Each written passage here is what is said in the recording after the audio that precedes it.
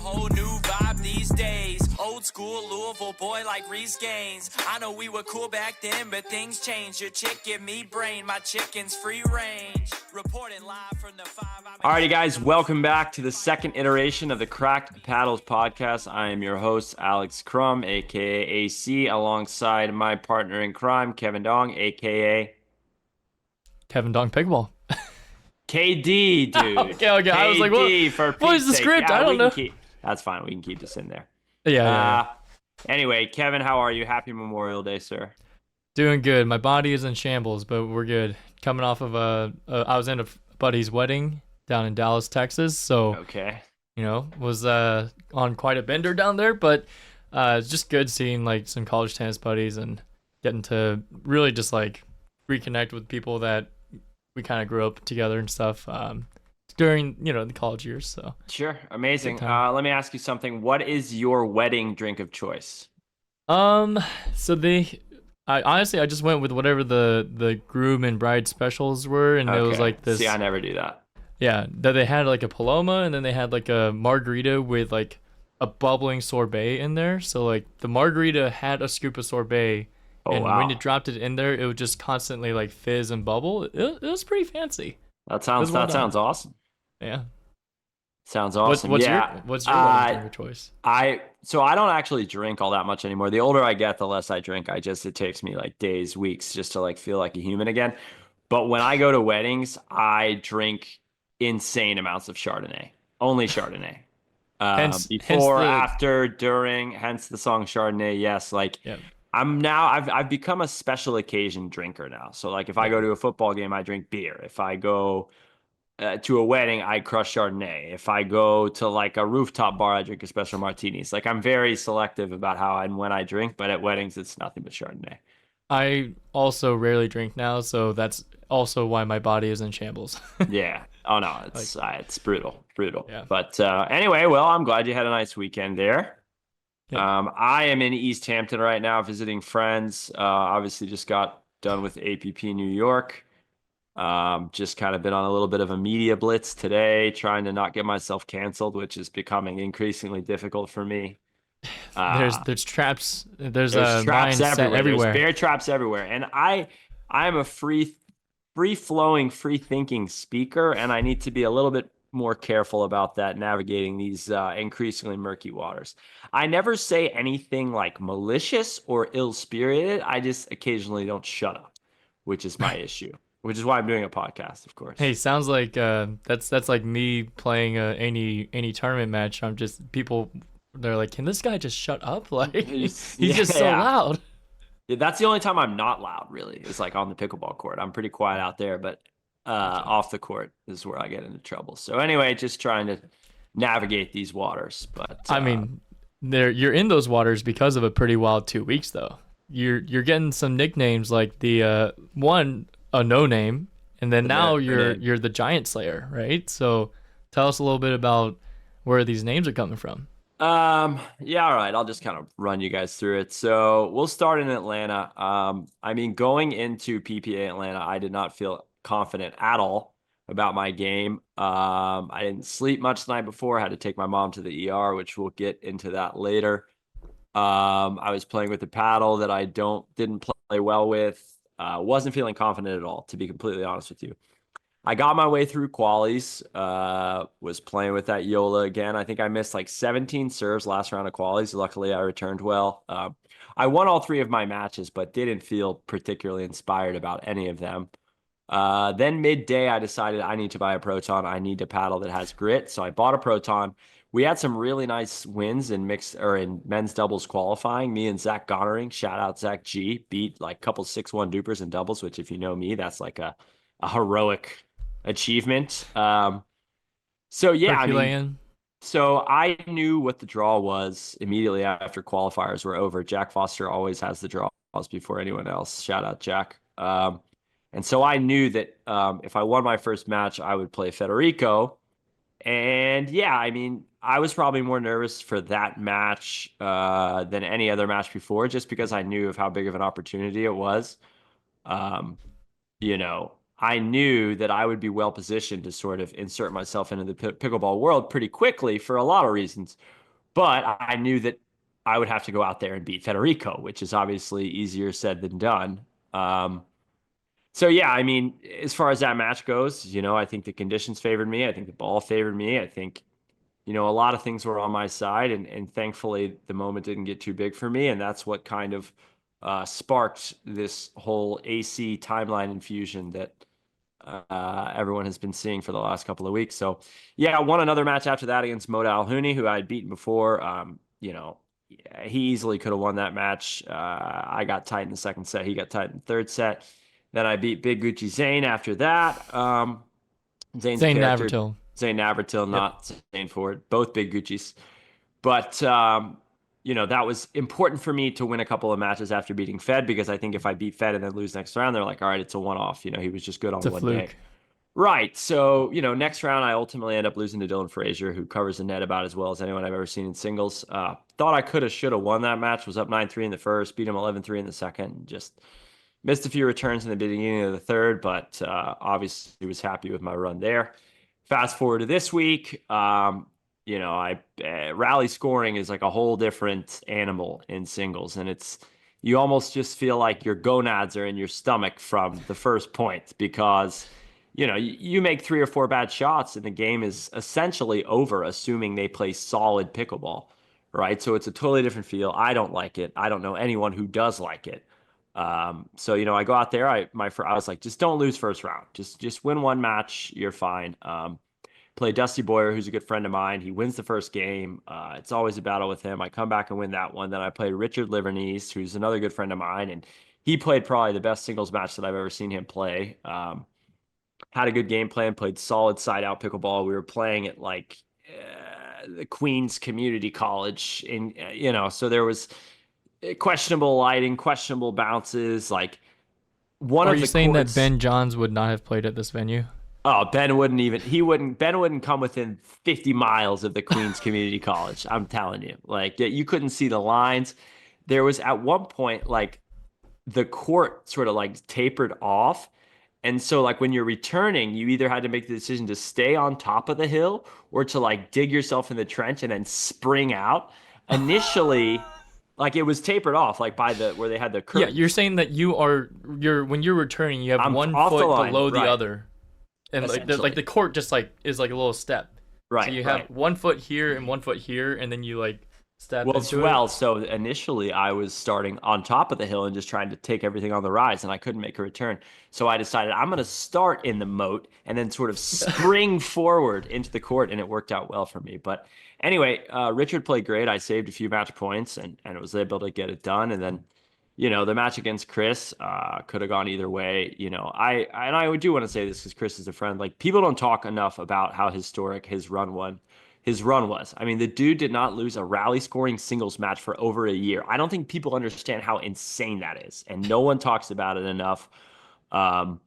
Truly unbelievable that he did that. And I know maybe the APP doesn't get as much coverage, this, that, and the third, but it is the most insane stat in pickleball, in my opinion. And I know a lot of people out there agree with me. So I know he's been dealing with a lot of pressure lately, especially after losing a couple times. It's like anything else. When you've won that many matches in a row, while you're winning, that belief is there that I'm going to find a way. I'm going to find a way no matter what. Once you lose one or two, obviously doubts creep in, and it's just hard to maintain that in rally scoring. So that match could have gone either way.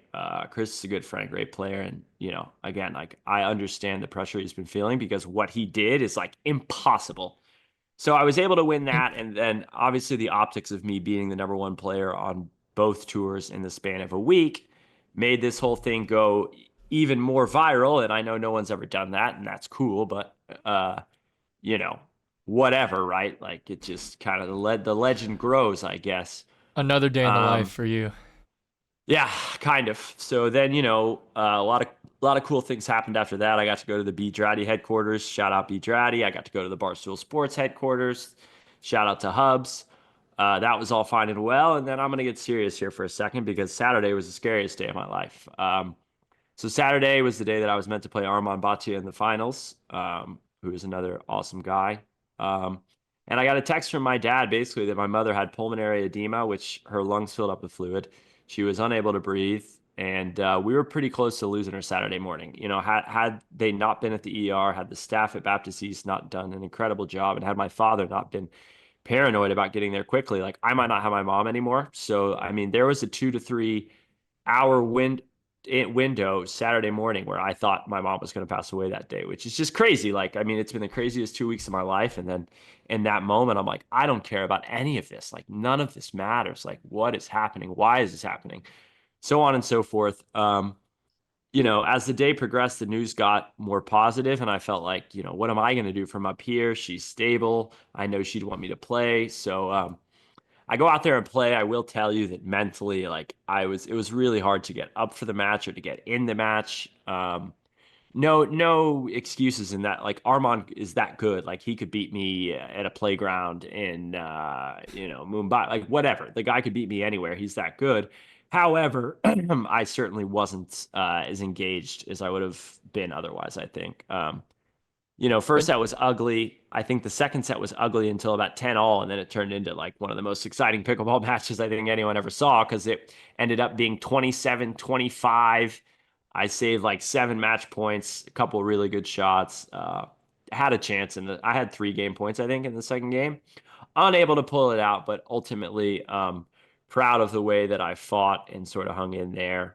But yeah, the last couple of days it's been focused on the health of my mom. I'm out here in East Hampton, hanging out with my girlfriend and some friends. I did a tennis exhibition yesterday, so just trying to kind of take everything in and process it. And then, yeah, I'm excited to go back to Louisville here in a couple days and just try to lock in. Try to get my schedule firmed up for the rest of the summer. Time to start training and make the main thing, which is pickleball for me. So, yeah, and that's a lot. It is a lot, but just to circle back, like you did say that your mom is stable and everything now, right? Yes. No, I've talked to her multiple times over the course of the last days. They think they know what it is. They think it can be treated with medication. I'm actually going to have to go in and get a cardiogram because it is congenital. And I mean, listen, most people live their entire lives with this condition and never know they have it. However, there are rare instances like with Len Bias, the basketball player who dropped dead at, I don't know, 20 years old. So something that I'll have to be mindful of going forward. And the gene may not have been passed on to me, but it may have. So that's something I got to do when I get home. Well, obviously, I mean, we all hope that that your mom, continues her recovery in a very smooth smooth way, and hopefully your heart is also, or is it? You said It's a heart. Right? It's it's a heart thickening of the heart wall. Yeah. So okay. anyway, yeah, Hopefully thank you. I mean, too. People have been very, APP was super gracious with me on that day when I told him that I might not be able to play. Armand was super gracious and thoughtful throughout the day. I mean, it was probably hard for him to play too. It's like, all right, this guy's mom might die today. Like, how can I go out and beat him? So he was great throughout the day. And yeah, I mean, it was just kind of like I said, the ground beneath me kind of okay. Like, you know what I mean? It's an ant. Stupid. Got him. First try. So yeah, that was obviously to cap off what was already kind of the craziest 2 weeks of my life. Like that was like a very real like WTF moment for me. So now just trying to rein myself back in and process everything. And, I'm just excited to like get back home and like start training, get into more of a routine. Just to kind of recap a little bit more, like, so what was your collective singles record in those 2 weeks, or really week and a half, right? Collectively, I can do the math here. Including qualifiers, you went 3-0. Yes. Didn't you play a match before Fed? Yeah. So 3, 4, 5, 6, 7. Yeah, I guess 10-2. 10-2 against some of the best singles players in the world. That's yeah. That's I pretty guess crazy. 10-2. And and another thing too, like I talk about this all the time, like competitive rhythm, right? Like I'm used to playing a tournament like once every 2 months, and when I get the opportunity to play a tournament, I'm like so excited and like put so much pressure on myself because I'm like, this is my chance again. You know what I mean? Like when you're competing frequently, like I was over the last 3 weeks, it starts to feel more routine, right? When it's 14-13 in a third game, I'm like, I've been here before. I did this last week. Like I can handle it, make the shot, move on. Whereas I know in the past, like when things would get tight or get close, I'd be like, here we go again. This is your chance, man. Like, don't blow it kind of thing. So I think competitive rhythm is definitely was super important in terms of my success. So I feel like that's something you and I have talked about before is like you have really believed, and I've believed as well as seeing you play. We've always believed in your like physical abilities and your skill set, but a lot of what we've talked about is like your mental toughness and just the being battle tested and ready for every match. Like, so did you also feel the counteracting force of, oh my gosh, I just beat Federico Staksrud, beat the number one player in the world. Now I have to back up the big win. Or were you just like, well, monkeys off the back. Now I can just swing even more freely? Or like, because it sounds like you're saying you're getting mentally tougher with each match, but did you still feel like that pressure as you went along? I would say in the second match against Moda for sure. Because it's somebody that I had beaten already, and it was the next match after Fed. Right. Yeah. So like in the first set, I mean, and Moda's a friend of mine as well. Like, I don't think he served. Like he served once and then I won like 11-2 in the first game. Like it was like 11-1 or 11-2 first game. I was ripping. Second game, he played very well, but I started to get really tight. And in the beginning of game three, I was so tight. I was like, how you were just, up big, like you can't afford to sort of throw this one away because it will affect how people perceive your win against Fed. So I would say in that match, yes. And I was sort of fortunate that I just kind of hung in there in the third game. But going forward after that, and even this week, no, not really. Felt like I've done what I've needed to do to at least get my foot in the door. Um, and then now it's just really time to like put in the work. Yeah, which is No. kind of the beauty of it. It's not like you feel like you're at your capped potential already. Like for you, you're like 0.0. Yeah, no. right. Like there's still so much to work on and improve on. Even though you're already at a great level, Right. you can feel that there's like more to go, more room to go, right? Yeah. 100%. I feel like, I mean, again, like I feel like my game is pretty one-dimensional right now. But with that being said, like I know that I'm capable at learning more of the soft game, being more of a thinker on the court. Like I know that's within um, my control. And so now again, it's just a matter of repetition and practicing with intention, right? Rather than just going out there and hitting balls. I think for me going forward, the biggest thing is practice with intent. If I want this to be a job, I have to treat it like a job, which I fully intend on doing it. So Yeah. And hey, when you're going from one-dimensional to multi-dimensional, sometimes the one-dimensional is easier to play though and execute because you know exactly what your options are or Sure. option is, and as you add more tools, it's like there's too many options sometimes, So Yeah, no, that's no, gonna be yeah. I think that's definitely something worth mentioning. yeah. At the end of the day, your bread and butter is your bread and butter, right? Hmm. They don't when you go to the steakhouse, it's probably silly to order the I don't know what's the soup, The but whatever. Anyway, that's a dumb analogy, but you get my point. Like sometimes what you're good at is what you're good at, and you don't want to stray too far away from that. But I think adding in layers and variety can only be a good thing for me going forward. Yeah, that's good stuff. So one more thing, you were kind of referencing switching from side out scoring so that you can only score on your serve on the PPA tour, going to the APP event in New York City, and going to rally scoring. And I know you're saying, okay, there's just less time in rally scoring, it goes by a lot faster, but just for the people that have not played both formats, because most pickleball is side out scoring traditional. I guess like talk a little bit about like the adjustments you made or just mentality, because from my perspective, you even said like, oh, you were not serving very well before you switched to the Proton, and you're like, oh, well, I was just returning really well. Okay, well, when you return really well inside out scoring, you're stopping the opponent from like going on runs. But in rally scoring, every time you miss a serve or whatever, the scoreboard's getting closer to the end of the match already, right? Right. Right. Yeah, no, I mean, I think there's strategical differences, right? Like in side out scoring. So for those of you who don't know, traditional singles pickleball, first to 11, 2 out of 3, you can only score on your serve, win by 2. And so basically that allows for more aggressive play, especially on offense. So when you're serving, you have no risk of actually losing a point there. So I can miss 12 serves in a row. If I had 12 good returns in a row, it kind Which of I've seen you do. which you've seen me exactly. No, literally, ask little Miles Hoover, who I played last round of qualies. Nice kid, good player. I think it was anywhere between 12 and 15 serves. Anyway, so for me, for my game style, I like being able to play sort of without fear on my serve. Whereas in rally scoring, we play first to 15, 2 out of 3. You score a point on both your serve and your return, but you must win the game on your serve. So basically, even if you're essentially dominating the game, right? You could be up 14-8, which is a pretty big lead in rally scoring. It's pretty easy to toss that lead into the trash. I've done it. I've had people do it against me. Like, it's gone both ways, and that's just sort of how it works. But I would say inside out, you're just allowed to play a little bit more aggressively. You have more time to figure it out. Where in rally, you're really rewarded for just like making balls and staying solid.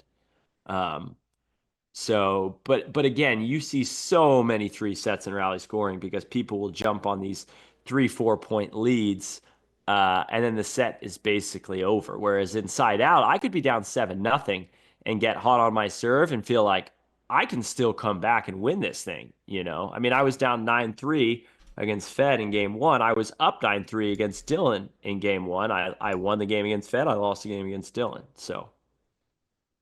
I don't know anyone in singles who prefers rally. I really don't know a single soul. So Maybe the underdog? Is it better for underdogs? 100% better for the underdog. Yeah. 100%. Do we want to go into Q&A, or do you have some more that you want to share from Atlanta and New York?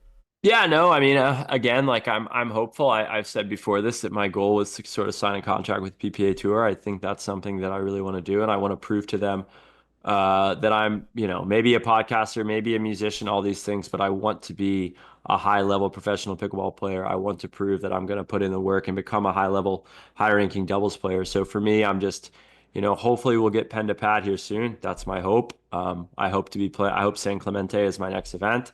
And yeah, I just want to show everyone in the pickleball world that like, I'm not a clown per se. Like I actually, before any of this happened, like I am a clown, but like before any of this happened, like my intention was to become the best pickleball player that I can this summer. And so obviously what's transpired has solidified my intention, but like, I'm not here to like cause a scene. I'm here to put my head down and get to work. Yeah. I mean, like, you are who you are. So exactly. You're still a clown. I know. I am who I am. I'm still a clown, but I just gotta, be a little less clownish from time to time. Yeah, you're a clown at heart, but you can still ball out at work, right? So right, exactly. All right. So yeah, that's what's next for me. Hopefully, getting pen to pad and getting ready for San Clemente. So awesome. When does San Clemente? Mid-June. I want to say like June 16th is the start date, and I mean I've heard that facility is unbelievable out there. People rave about that tournament. So hopefully, I'll be there. Yeah, sounds good. All right, and we can segue. Yeah, let's segue into a little Q&A here, Kev. All right, so we got a question from the Instagram stories that we post. So if you want to submit a question, make sure you either comment on the previous podcast or you follow us on Instagram, ACBabyBaby. Actually, right? ACBabyBaby? That's it. Okay. Kevin Dong. I do want to say I thought it was funny. Thomas Wilson, in referencing his thomaswilson.pb handle, he said, "I'm sorry, Thomas Wilson baby was already taken." To which I recommended T. Will the Thrill, but he said he couldn't pull it off. I disagree. Thomas, I think you need to roll with that. If anyone could pull it off, it'd be Thomas. Yeah, dude. He's that guy. He's a machine. All right. If Serena Williams picked up pickleball today, how long would it take to wipe the floor with ALW? It would take 7 million years for that to happen. At this stage of her career and everything else, yeah, no shot. I mean, if you took like prime Serena, I don't know. She's one of the greatest athletes of all time. That's fine. But she's now how old? I don't know. Early 40s. The movements in singles pickleball are so violent, so abrupt, so hard on the body. I think Annalie would absolutely eat her lunch today, tomorrow, and in 20 years. Yeah, when Annalie is like younger than how old Serena is today. Right. A more interesting, I think, question would be, what about Sabalenka? If you gave Sabalenka a pickleball paddle for a year, 2 years, how would that shake out? And I really don't know, but I can tell you this: I do think Annalie is that good, and I think she's a dog, and she works her tail off, and she treats it so seriously that I don't think there's a woman on the face of the earth, when given a year or two to train, that's taken out ALW. That's just my take. Right. Like, she is so far ahead right now that doesn't matter who it is, it's gonna take time. Yes, and again, eventually someone will come out of the woodwork. That's just how sports are. But for the time being, no one's being nailed up. Nice. And then another tennis-related question, though. Any rumors of the next pro tennis players to cross over? Jack Sock and Jeannie have had success. Moderate success. Yeah, I was gonna say Sock more than Jeannie, but yeah, moderate success. I mean, they've competed. Donald's done fine as well. Yeah, it really depends on your definition. Obviously, people are probably gonna have higher expectations for those people because they had the elite pro tennis background. But I mean, I haven't heard anything except it would be fun. I know isn't Kyrgios always saying he's bored of tennis, like, and he's an investor in one of the Major League Pickleball teams, like. He might be quite the character to come over. Yeah, he would. He would not take it seriously. So, I listen. He's not. There could be tennis players who are burnt out or whatever that want a new challenge and that find a passion for the game.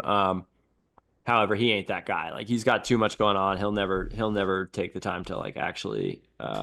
You'll see him do exhibitions and things like that, but I don't think you'll ever see him really transfer and, like, dedicate the time. So, no rumblings on my end. What about Bublik? Isn't he another guy that's like a total? Bublik, yeah, Bublik is like what people think I am, which is not the case, to be honest with you. Is AC baby the Bublik of the Bublik of the tour? I don't know if I love Bublik. He's so fun to watch, and I think he has a good mentality in life. But like, again, like. The difference is, right, like Bublik says, he doesn't train all that much in tennis. Like, he doesn't take it that seriously, but the guy's also making 20 million a year. So, like, fair. You are, or something in that realm. Like, he's making 7 figures a year, right? Like, in pickleball, if you don't take it super seriously and don't put in the work in, like, you're not going to have that sort of trajectory. So, All right. I actually have a question for you coming directly from me. So, you made all these 2 big runs and stuff. Like, how was it? Like, have a lot more people try to be friendly with you, or is like how have all the the pro players reacted and stuff? Yeah, I mean, to be frank, I think they're probably just sick of seeing my damn face on social media, and honestly, I am too. I mean, I know, I'm sure. I mean, it's a balance between, like, trying to strike while the iron's hot, right? And also just not being too much. So I'm sure they're probably like, this guy, like, at some point at a certain level. But by and large, everyone has been very friendly with me. Zane, Federico, like, everyone that I've met on the PPA tour, off the PPA tour, everything like that, everyone has been very nice to me. Now, behind closed doors, are they saying other things? It's possible. I mean, I'm never mean to anyone. I never, again, come at anyone maliciously or anything like that. So, like, but at the same token, like, I could understand how they're like, this guy's had like two good weeks. Like, why do I keep seeing his stupid face everywhere? So I would get that. I would understand. Do you feel like you've like reached a limit on, like, can't make any more new friends, or you're like still more than there? My philosophy in life is that life's all about human connection and making friendships. So, I mean, I have a lot of people that I would consider a friend. To me, my definition of a friend is anybody who you can call for a favor and they would oblige. Right. Gotcha. So that is a wide net. Okay. I'm just trying to fish for a reason. Like, I heard that you may or may not have blown off Rachel Rohrbacher a couple times when she tried to come up to you and say hi and that is 1,000% false. I don't know. 1,000% false. Unless I was just head down or something. Like, I always say hello to everyone. She told me she went up to you at least twice. No, zero. And you totally blew her off. That's something I would never do. You know me, Kevin. I talk to everyone and everyone all the time. I Rachel don't know. Rohrbacher, if that happened, then I am truly sorry from the bottom of my heart. She's a local gal. She's a star. I will retroactively purchase 5 girly sweatshirts, or maybe whatever the new iteration is. With I was gonna say Catherine. you might need a new apology. Like we might need to cut that. Yeah. Okay, I'll buy like a Rohrbacher hat. I don't know. I don't recall that interaction happening. I'm so easily distractible that perhaps I just didn't see her in my line of sight because I don't remember anything of the sort. So for that, I apologize if that's what happened. Okay, just gotta keep you humble. Make sure. I mean, yeah, but I just don't even. I have no semblance of that interaction happening. But anyway, just want to make sure top 4 women in the world isn't like not cool enough to hang out with you. No one's too cool to hang out with. Or well, yeah. Or you're not too cool. I'm not too cool to hang out with Yes. anybody. No, Yes. I don't. Okay. That's not how I roll. Yeah. All right. All right. Next question. Sorry, Next. Rachel. No, that was kind of unless You didn't even tell me about this prior. I like that you just waited for the pod. Yeah, I just need to keep you on your toes. She's kind of. I feel like she's kind of like a bulldog when she's out at tournaments. Like she's like head down, like locked in. I just can't imagine a world in which she came up to me. But that's how much she was like, hey, it would be so nice if I went up to AC to say hi. Because normally she's locked in, and then you were like, nah, like I got enough new friends. Dude, maybe it was Mandela effect, man. I don't know. For either her or me. Not sure who. I don't know.